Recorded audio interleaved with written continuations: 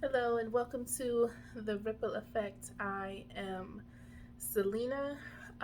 Today's topic, I believe I entitled it Sex for Diapers.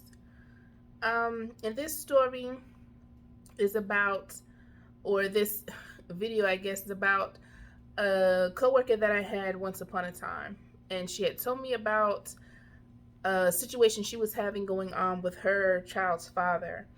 I used to own a single mother's newsletter, and so I used to talk to different ladies at the job about different topics to talk about different things and things we can discuss to help one another, encourage one another.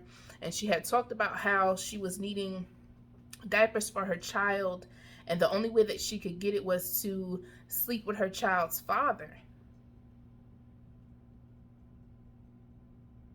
Your audio didn't go out. I was just pausing because even now that I still think about it, no, no, that was not for your child's diapers.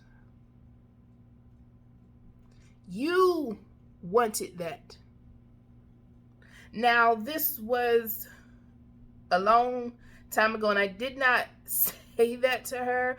Although I wanted to, I just knew that she wasn't in a place for truth like that. And you have to be aware when you're trying to encourage someone, you need to know where they are, sometimes spiritually or just in their, if they're willing to accept truth. And I know most people don't want unsolicited advice, so I did not give her any.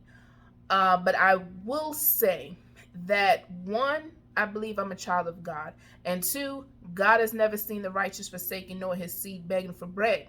So there was no need that we as ladies, when our child's father or children, how many you may have, there was no need for us to prostitute ourselves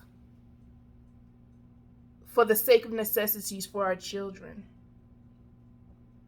And some of you, I know that must hit you. I think that probably would have hurt you because that's what the rationale you've given yourself and told yourself that I needed to do these things, perform these acts, have acts performed on me, all in the sake of little Timmy needs some diapers or little Betty needs, a new dress or some shoes. That is not true.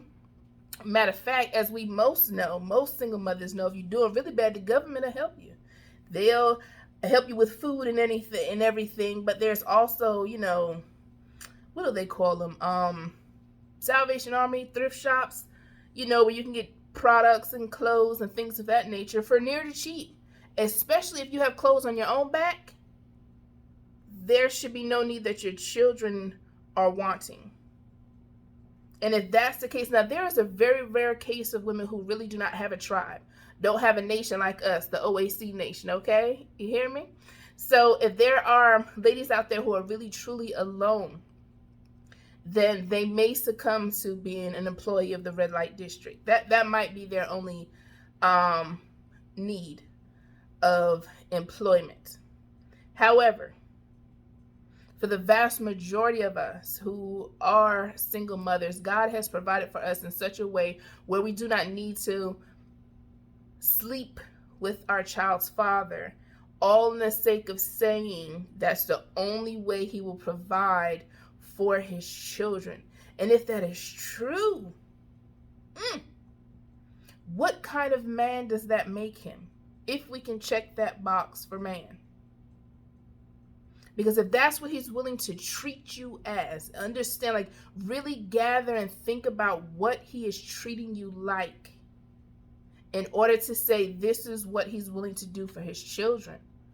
And if that's the case, then sometimes as a single mother, and I know for me, I had to learn how to go without. If it was not having any new shoes, any new pocketbooks, not getting my hair done, praise the Lord, I'm natural now. But if it was anything that I had to learn how to sacrifice and refuse, like the lady who I met many years ago, to say that I would, do that just so that my child could have something. And I know family and friends who will say that that is what they're doing. And I have to pray for them, and I feel bad for them that is the choice, because we always have a choice. I know some people may feel like, oh, I don't have a choice. Yes, you do. Yes, you do. I serve a good God who is able to provide. And I know that may seem like, oh, she's just talking about some prayer and some rhetoric, some religious crazy person. No, really. It is because I still had a job when my son's father walked away. I still made sure, and mind you, I was a manager at McDonald's. I'll just tell the truth, for 7 years, 7.5 years. And oh, do you meet a caliber of people working in that establishment? But it taught me so much. It taught me so much about how to humble myself, how to have patience. And while I was there, I multitasked and obtained college degrees. I didn't just stay there and be an employee of McDonald's. But I also made sure that I tried to better myself as much as I could, going to school and working at the same time. So I would not have to be in a predicament where if that was going to be on the table, if that was some offer that was going to be there, I could, decline. But I just encourage you ladies to not, how do I say this? If that's what you're choosing to do, don't blame it on your child and say, well, my child needed this. Little Ray needed milk, and I had to sleep with his father so he'd give me money for milk. Oh no. Oh no, my sisters. That's not what God has called us to do. There is a way to rise above it. And if you're willing to humble yourself and ask for some help, there are plenty of churches that help out single mothers. Plenty of other community opportunities that if your child really, really needs something, that you're willing to ask for help that way, instead of sleeping with someone just to say that my child can be provided for. Because if truth be told, you wanted it, not the child.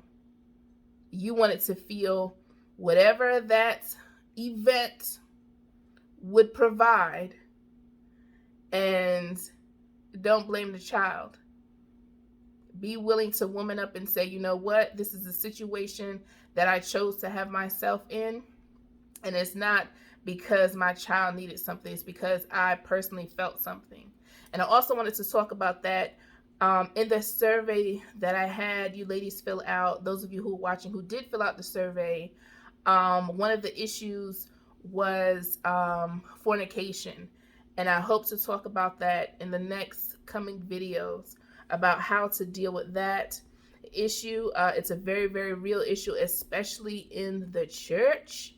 It's a very real issue, and because it's so normalized in society that there is nothing wrong with premarital sex, and I want to be able to talk about those issues and be able to hopefully provide some coping mechanisms for those of you who are struggling with that issue.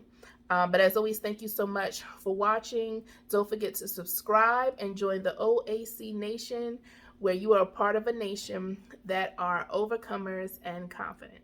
Thank you for watching.